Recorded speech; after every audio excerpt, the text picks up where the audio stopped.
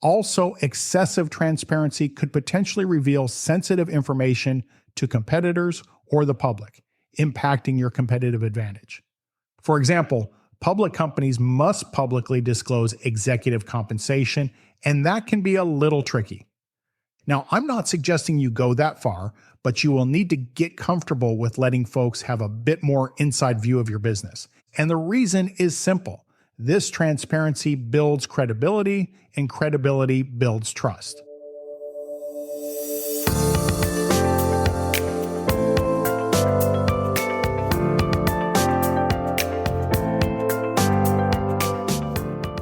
Chip Schweiger here. Welcome to another edition of the Things Entrepreneurs Should Know, the business podcast for entrepreneurs, founders, and business owners who want to build lasting financial value and supercharge the growth of their business. Small businesses often operate as if their sole purpose is to fund the owner's lifestyle, but the most valuable companies are run with financial rigor. You may be years from wanting to sell, but starting to formalize your operations now will help you predict the future of your business. Then, when it does come time to sell, you'll fetch more for what you've built because acquirers pay the most for companies when they're less risky. There's nothing that gives a buyer more confidence than clean books and proper record keeping. So today on the show, we're diving into a fascinating topic that's often debated among business owners, and that's the idea of running a private company like a public company. We'll explore what this means, the potential benefits and challenges, and whether it's the right strategy for your business. Plus, I'll give you an example of how it worked out really well, and we'll do it all in about 10 minutes. After the episode, check out the show notes at teskpod.com.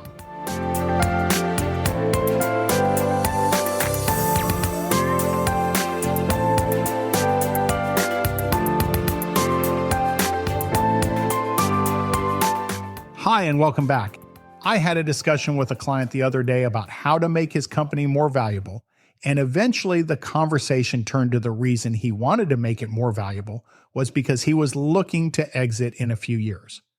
Now, we've got some work to do between now and then in terms of actually boosting his company's value, and we'll be using a lot of the tips and strategies I've discussed before in episode 31 of this podcast. So if you're interested in those, check out that episode, and I'll put a link to it in the show notes. But back to the conversation, which turned to me asking him about potential acquirers for his business.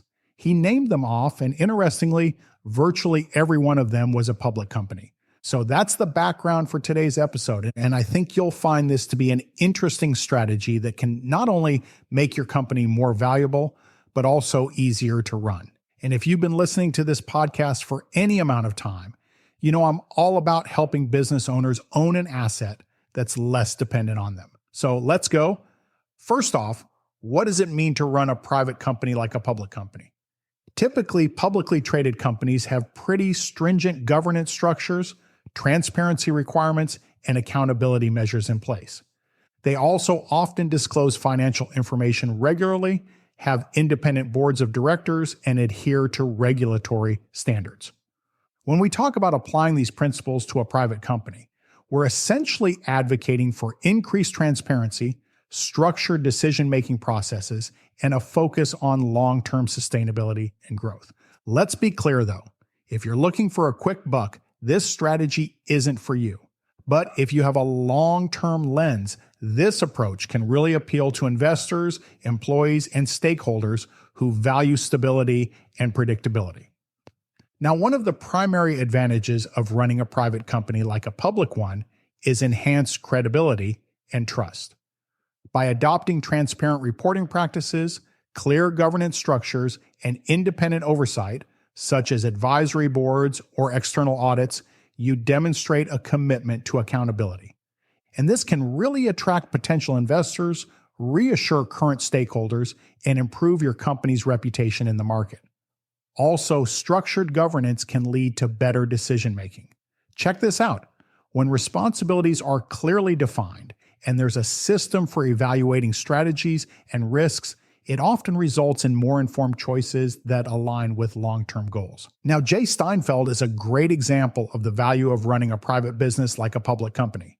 Steinfeld studied accounting at the University of Texas and joined KPMG after college. His wife owned a small retail store selling blinds and window treatments. The store was successful, but by 1994, Steinfeld had noticed a little Seattle-based outfit that was trying to hawk books online. This company, with the peculiar name of Amazon.com, started to succeed in selling books online, and Steinfeld wondered if he could get consumers to buy blinds online. Soon after, Blinds.com was born. Unlike many of the first-generation online companies that were run with little financial controls, Steinfeld grew Blinds.com like an accountant. And I just love this story. He was determined to run his business with the same rigor as a publicly listed company. He built an experienced management team and took the unusual step of assembling an outside board of directors, even though Blinds.com was private and Steinfeld owned all of the stock. The board met quarterly, and each of Steinfeld's senior managers were asked to prepare and deliver formal presentations to his board. Steinfeld hired a Big Four firm to complete a full audit of his financials each year, even though all he needed to satisfy Uncle Sam was a simple tax return. By 2014, Blinds.com had grown to 175 employees and at more than $100 million in revenue was the largest online retailer of blinds in America. Now, even though Home Depot had close to $90 billion in sales at the time, Blinds.com was outperforming them in its tiny niche, which, coupled with their meticulous bookkeeping, made Blinds.com absolutely irresistible to Home Depot. On January 23, 2014, Home Depot announced its acquisition of Blinds.com.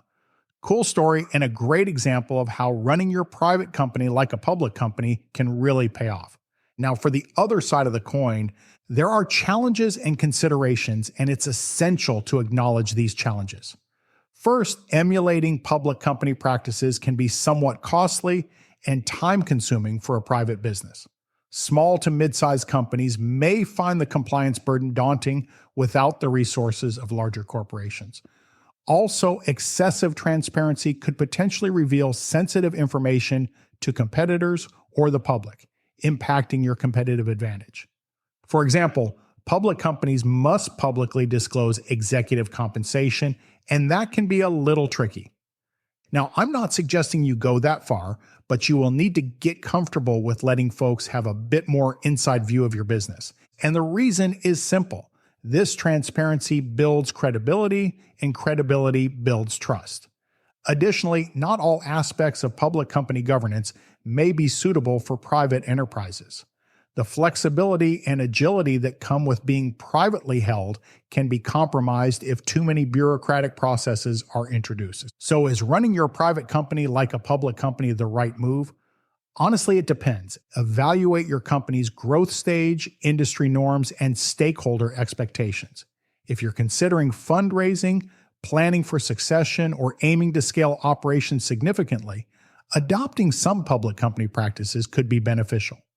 Conversely, if agility, confidentiality, and quick decision-making are crucial for your competitive edge, maintaining a leaner, more flexible structure might be wiser. Ultimately, the decision should align with your long-term vision and the values you uphold as a business owner. As you contemplate the path forward for your company, consider how adopting elements of public company practices could strengthen your operations and relationships with stakeholders. Just remember to balance these considerations against the need for agility and confidentiality in your decision-making process. And if you ever want to strategize on this, just drop me a note at chip@schweiger.cpa. Well, that about wraps up another edition of the Things Entrepreneurs Should Know podcast. Be sure to check out our website at teskpod.com, where you can find the show notes, an archive of our past episodes, and other resources to help grow your business. That's teskpod.com. And if you haven't done so already, I'd appreciate if you'd take 1 minute to give us a review on Apple Podcasts or rate us on Spotify. It helps out a lot to get this to more entrepreneurs and business owners. And if you've done that already, please consider sharing this show with family and friends who you think would get something out of it. As always, thank you for your support.